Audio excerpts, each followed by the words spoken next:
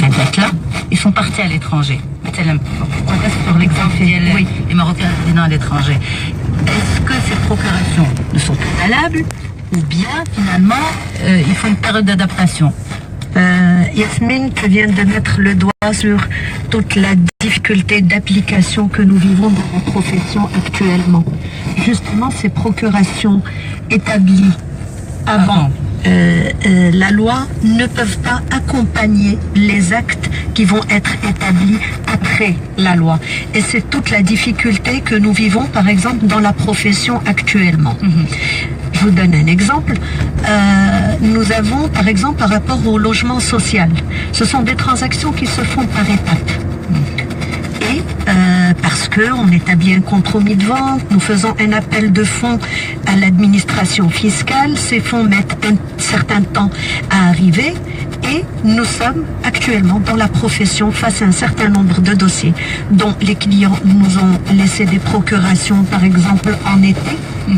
Comme ils ne peuvent pas revenir pour l'établissement de l'acte définitif, certains résidents à l'étranger ont envoyé des procurations ou alors les ont établies au Maroc et les ont déposées chez le notaire. Et actuellement, comment faire pour leur établir l'acte définitif, sachant que le notaire est pris par un certain nombre de délais que nous ne pourrons pas dépasser, l'appel de fonds est fait, donc c'est toute la difficulté liée à l'application de cette loi en ce moment. يضغط أيضا في مسألة الفترة المحدودة، يعني كل طرف من الأطراف المتداخلة في العقد. نعم، كاين أجالات اللي يجب احترامها، أجالات قانونية اللي ما يمكنش لا الموثق ولا الأطراف. Comment vous allez vous y prendre justement? Est-ce que vous remontez l'information au ministère? Parce que la pratique démontre, on va dire, la difficulté. Comment ça fonctionne ensuite? Alors, vous savez, nous sommes en train de parler d'un certain nombre d'événements qui se déroulent au sein de la profession depuis tout juste 24 heures, 48 heures. Donc, un certain nombre de questions, je n'ai pas de réponse. C'est normal. Parce que toutes les parties interpellées sont en train de trouver des solutions. Et chaque notaire, dans son étude, est en train aussi de trouver des solutions aux dossiers qui sont en cours. Donc, parmi les mesures prises, notre Conseil national est actuellement en contact avec le conservateur général de la propriété foncière, des réunions avec le ministère de la Justice et des solutions sont en train d'être mises en place. Mais c'est une période qui est un petit peu normale. Chaque fois qu'un nouveau texte de loi entre en vigueur, il y a toujours ces périodes de difficulté. هادشي كما رجعت دائما المهنه ديالي اللي هي التوثيق، ما كاينفيش ان التوثيق كيبقى مركز الامن التعاقدي تماما، وفيه كل الضمانات والسلامات المعاملات اللي هادشي رغم هاد الصعوبات كامله ملي غادي نتحداوها وغادي تدوز واحد الوقت وغادي نتحداوها، راه غادي تعود بالمنفعه على مسألة تنظيمية، يعني قوانين تنظيمية للمهنة، ومن أجل كيف ما أشرنا وأسلفنا هو غلق الباب على كل تلاعب. هذا هو المهم. ما يمكن الخروج منه اليوم هو أنه هذا القانون الجديد جاء لتحسين هذه الضمانات وهذه الحقوق. وأشرت قبل قليل إلى يعني مهمة اللي يتخبطوا فيها الناس وهم اللي كيساهموا في هذه المشاكل عن قصد أو عن غير قصد، لجهل البعض من الناس ولثقتهم العمياء في آخرين يتلاعبون باسم القانون. الرسالة اللي خاصكم توجهوها للناس اللي يتعاملوا مسألة العقود ومسألة التفويض ومسألة الوكالة. الرسالة اللي كنوجهوها للناس دائما كنا كنوجهوها عن طريق إسداء النصح، ولكن دابا راه القانون تيفرضها، وهي المواطنين يردوا بالهم ملي يكونوا غادي يعطيو الوكالة ودابا ما كاينش اختيار، غادي يلجؤوا المهني اللي غادي يحرر الوكالة اللي غتكون منطبقة الإرادة ديالو. Par rapport à la procuration que l'on peut donner à ses parents, les parents, c'est normalement les personnes, on va dire, en qui nous avons peut-être le plus confiance. Absolument. Est-ce que ça suit toujours le même procédé, même si c'est une procuration pour les parents?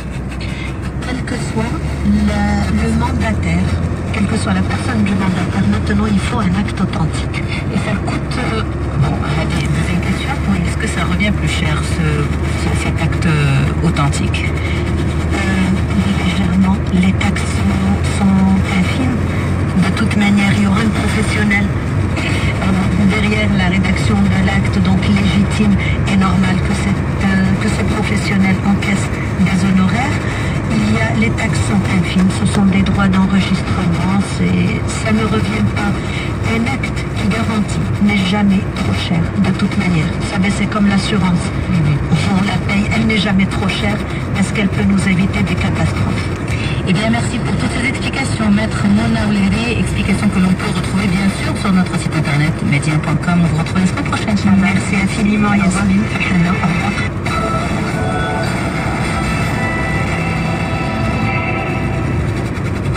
موعدكم كل يوم من الاثنين إلى الجمعة على الساعة 9:55 مع وصفات كيري.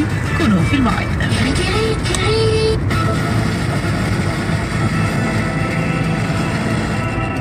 11 تماما في محطة ميديا. قراءة في أبرز عناوين أنباء الظهيرة. لطيفة مروان.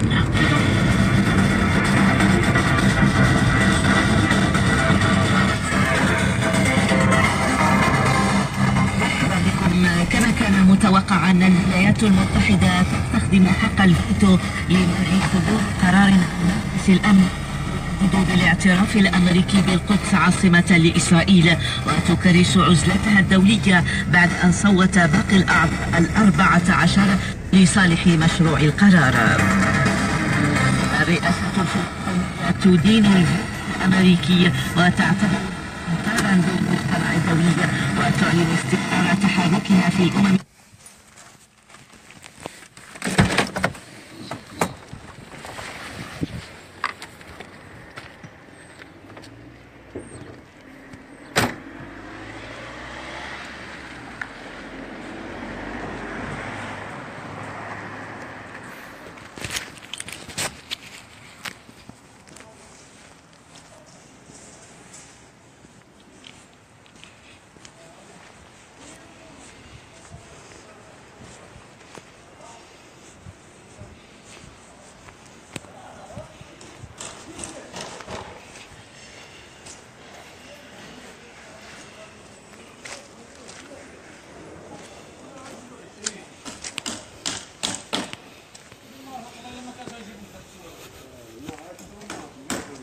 السلام عليكم.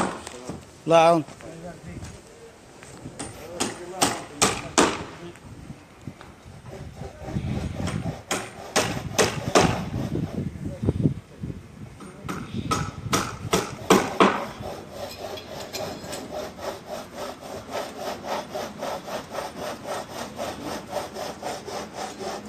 جابوا الحديد.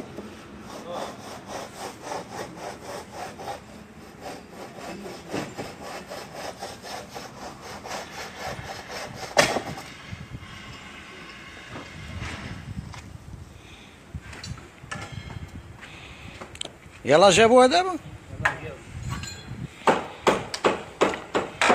يا قربتوا للضالة. الضالة قربتوا ان شاء الله.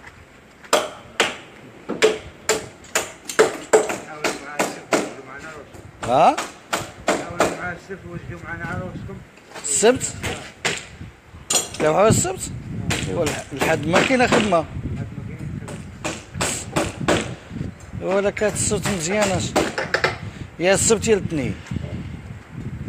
غدركوها السبت زعما؟ اش من السلعة؟ ايوا نجيبو غدا واقيلا.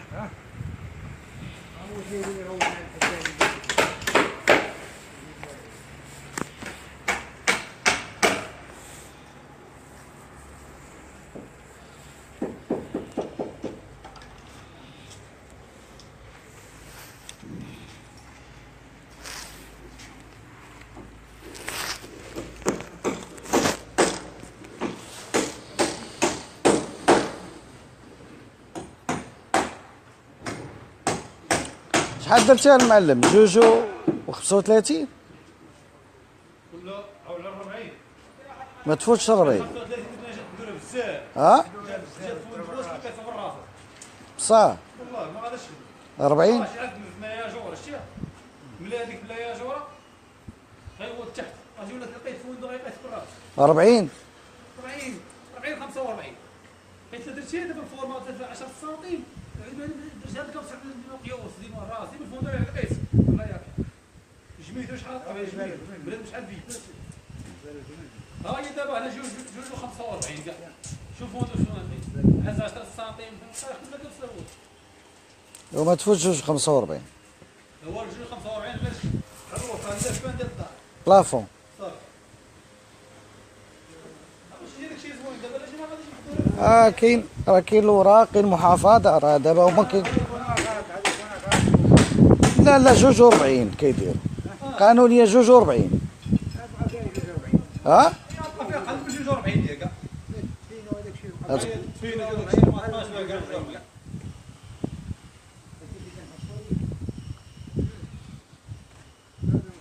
شوف طرابي سهله شوف فيه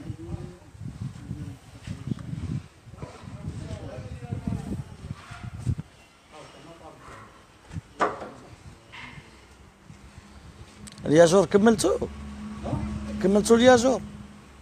يقولوا خاصة اليوم فين ولا